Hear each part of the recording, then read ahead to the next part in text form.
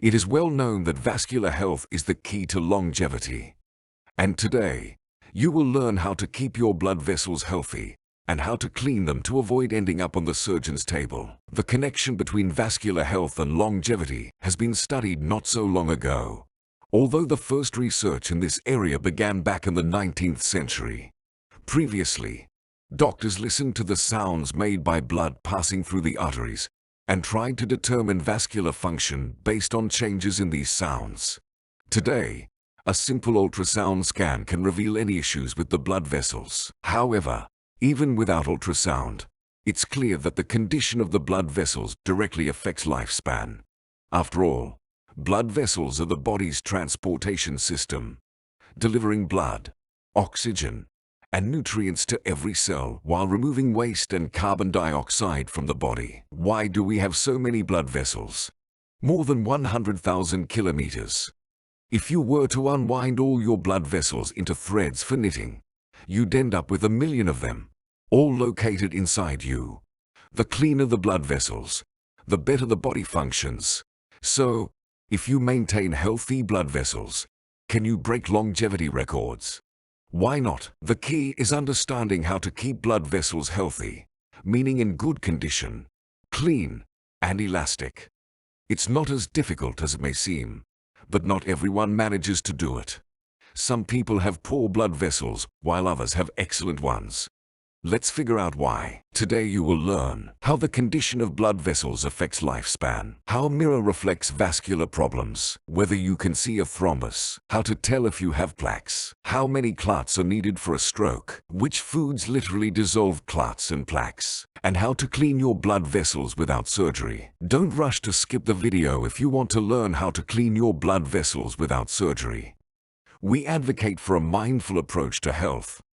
To understand how to clean, you first need to understand where clots and plaques come from. So, blood vessels, arteries, veins, and capillaries carry blood throughout the body. Arteries carry blood from the heart to all organs and tissues, providing them with oxygen and nutrients, while veins return blood on the reverse journey, carrying waste substances. But blood circulation isn't the only task of blood vessels. Blood vessels help regulate body temperature. When you are cold, they narrow to reduce heat loss through the skin and retain warmth. And if you're overheated, the opposite happens. Blood vessels help us maintain normal blood pressure. They also assist in defense against infections and diseases, since antibodies are transported through them to the site of inflammation. Normally, blood vessels should be clean, strong, and elastic. If clots or plaques develop inside, the vessels can no longer function properly. Thrombi and plaques are two different pathological formations. Two big differences. As they say, a thrombus is a blood clot inside a blood vessel. It's a kind of patch for damaged veins and arteries that forms to prevent bleeding and accelerate healing. So, every time there's a cut, clots form to stop the bleeding. It's a normal body response. A plaque, on the other hand, is a buildup of fats, cholesterol, and other substances.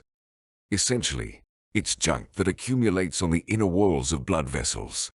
Both clots and plaques can impede normal blood flow and even completely block blood movement. But I'll repeat, these are different formations, and they lead to different diseases. Plaques lead to atherosclerosis, while clots lead to thrombosis. Wait, how can this clot lead to a disease if it's a normal body response to vessel damage? Exactly. A clot is a normal protective reaction of the body. But when atherosclerotic plaques rupture inside an artery, this protective mechanism kicks in, and an arterial thrombus forms inside the vessel. Such a thrombus can completely or partially block a coronary artery, leading to a heart attack. A clot in a cerebral blood vessel leads to a stroke.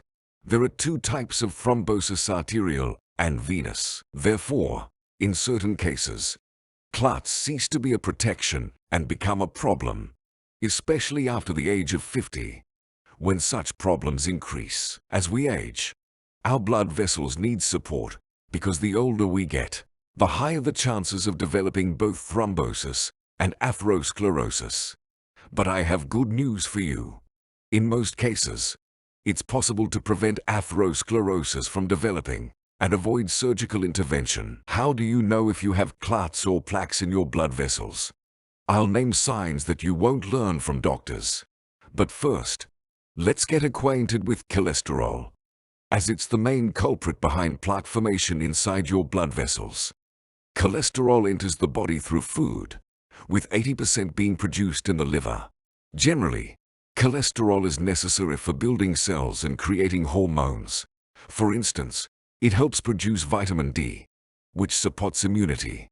However, when cholesterol levels in the blood become too high, it goes from being a helper to an enemy. Often, elevated cholesterol doesn't manifest itself, and plaques on the vessel walls don't give themselves away.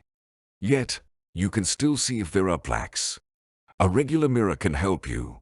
Here's how. Take a close look. These are xanthomas, yellowish or even orange bumps and spots with clear edges. They can be small or large, and they often appear after the age of 50, near tendons or on the eyelids. Another external sign is hair loss on the legs or feet. If there used to be hair on the foot, but it's disappeared now, that's a sure sign that blood flow in those areas has worsened due to plaques. Another sign is a diagonal crease on the earlobe. This crease resembles a deep wrinkle and can indicate the presence of plaques in the heart's blood vessels. However, if you haven't found any external signs of atherosclerotic plaques, it doesn't mean that your cholesterol is normal and there are no problems. A detailed lipid profile analysis and ultrasound examination of the arteries provide an accurate picture. Usually, the carotid arteries and arteries of the lower extremities are checked, and in serious cases, the renal arteries and abdominal aorta. But you can't check the arteries of the heart with ultrasound.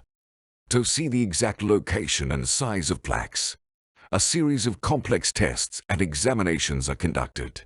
Venous clots can be seen, or rather detected, even without ultrasound, under certain conditions.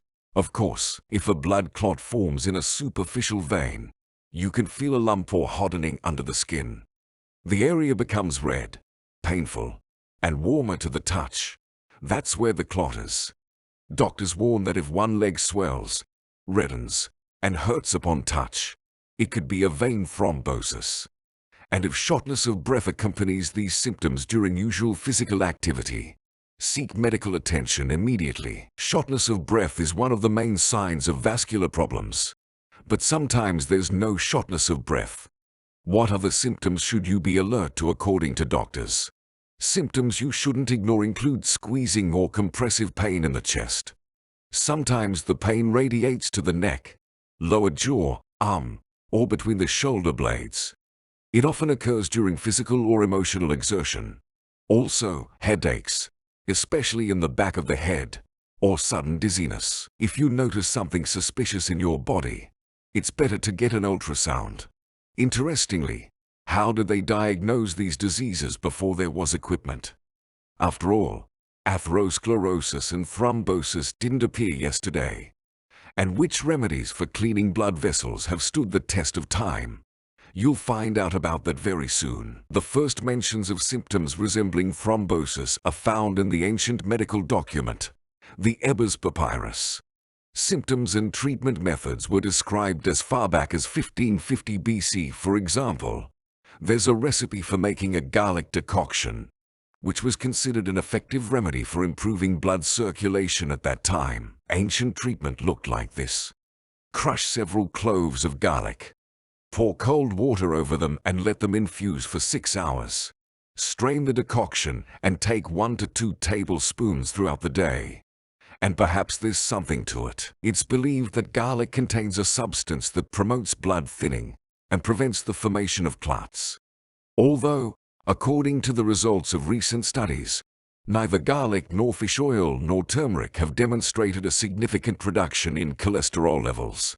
However, they were compared to one of the medicinal preparations, not to each other. But we want to clean our vessels with proven remedies. Right, so what then? Lemon.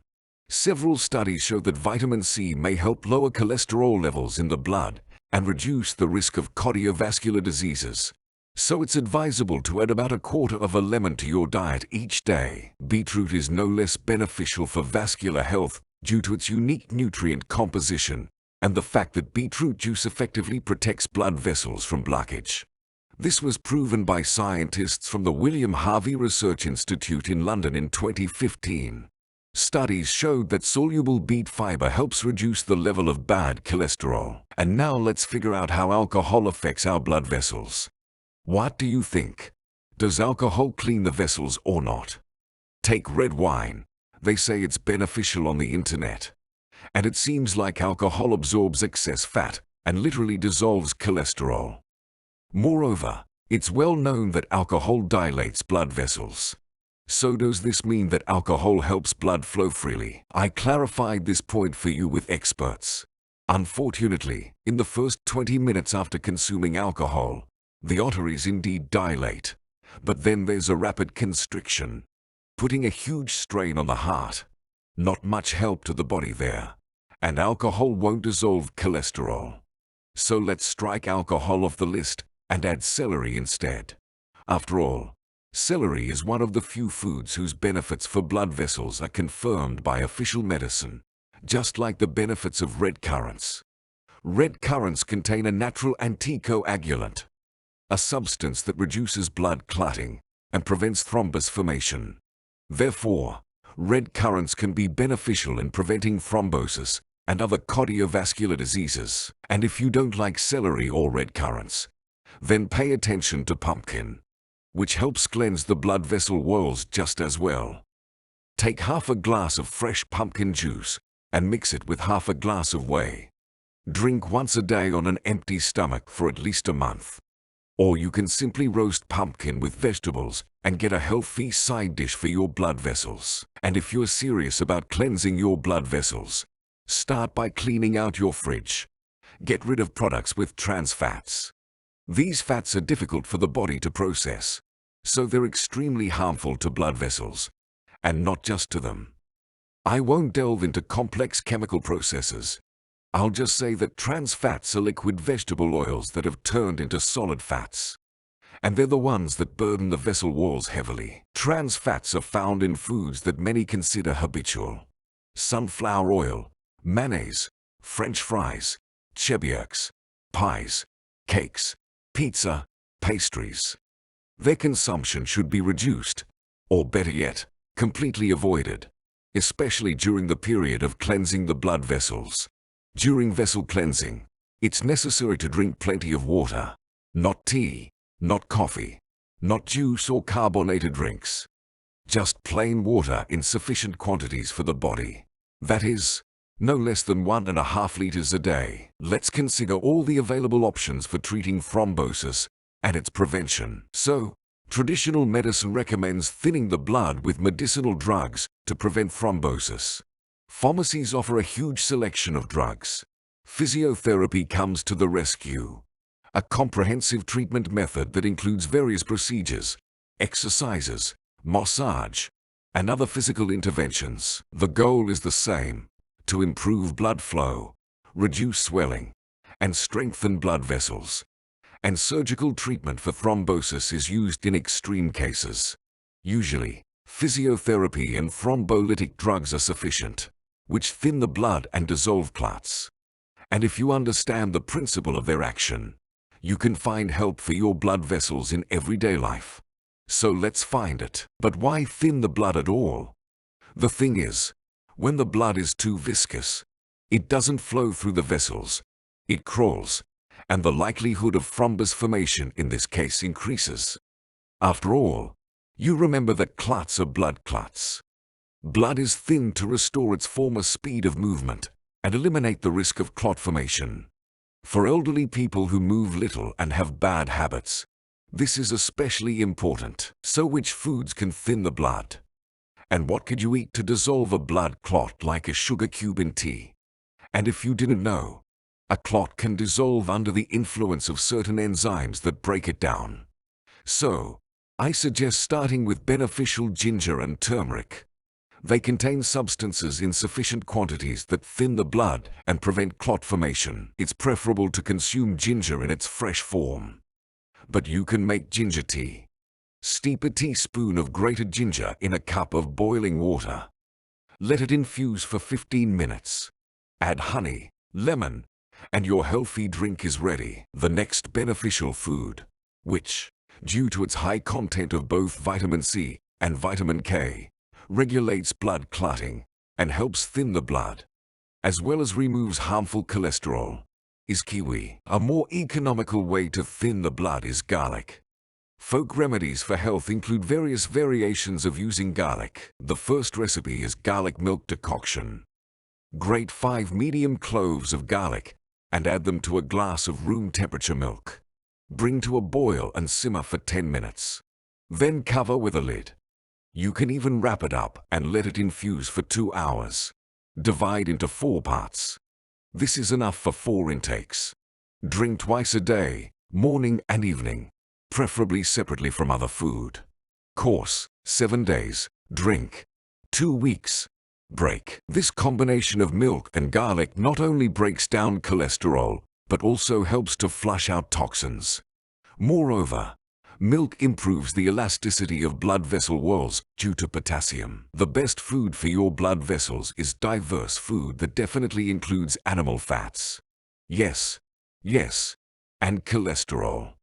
Remember, it's necessary. It's just that everything should be in moderation. Excess fats are deposited not only on the hips, but also in the vessels.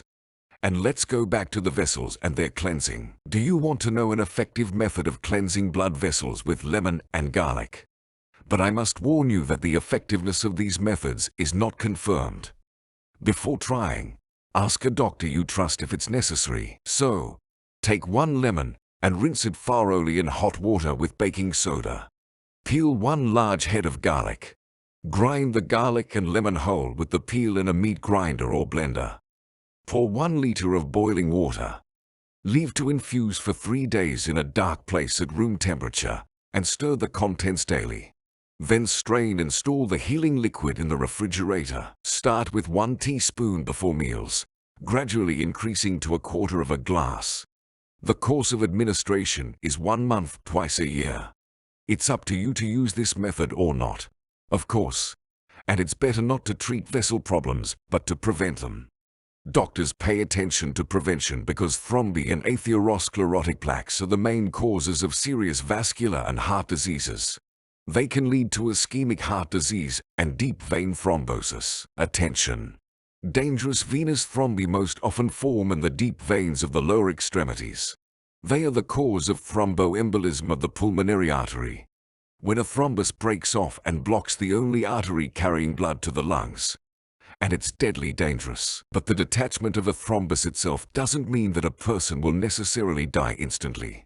No, thrombi can float through the bloodstream like icebergs for years, or they can immediately block the passage wherever they drift to. How many thrombi do you think it takes to completely block an artery before a stroke occurs? 1, 2, 10. The number doesn't matter. A stroke can be caused by either 1 large thrombus or several small ones that have gathered in one spot. By the way, the risk of thrombosis increases after fractures or surgeries. This is because blood vessels are damaged during surgeries and fractures, followed by a long period of recovery with bed rest. Thrombi in the lower veins occur more often in those who frequently and for many years fly on airplanes, and those who sit with their knees bent for a long time. For example, in front of televisions. But even completely healthy people, as they think, are recommended thrombosis prevention, especially after the age of 50. Well, let's focus on prevention. Let's remember about physical activity. Give up the habit of sitting cross-legged and sitting in one position for too long. When you sit in one place for too long, it leads to blood stagnation throughout the body.